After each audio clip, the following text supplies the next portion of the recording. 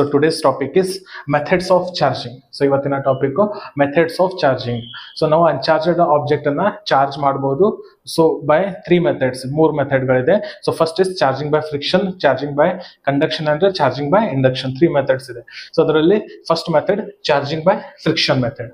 Okay, ಹೇಗೆ charge ಮಾಡಬಹುದು? See, when two bodies are rubbed against each other, one of them loses a electron, becomes positively charged, and when it gains electron it becomes negatively charged.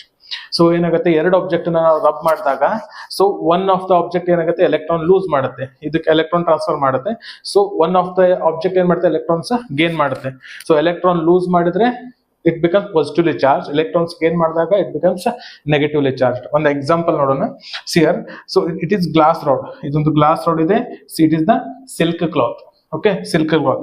ಇವೆರಡನ್ನು ನಾವು rub ಮಾಡಿದಾಗ so ಏನಾಗುತ್ತೆ, glass rod ಏನ್ ಮಾಡುತ್ತೆ, it loses the electron, ಇದು electrons ನ loose ಮಾಡುತ್ತೆ. So ಇಲ್ಲಿಂದ ಇಲ್ಲಿಗೆ ಎಲೆಕ್ಟ್ರಾನ್ ಟ್ರಾನ್ಸ್ಫರ್ ಮಾಡುತ್ತೆ, ಇದು it loses the electron. Again silk cloth gains the electron. So electron lose ಮಾಡಿದೆ, electron is negatively charged, negative charge lose ಮಾಡಿದ್ರೆ ಸೊ ಅದೇನಾಗುತ್ತೆ, positively charged ಆಗುತ್ತೆ. So it loses electron, it becomes positively charged, it gains electron, it becomes negatively charged. Okay, so this is nothing but the charging by friction.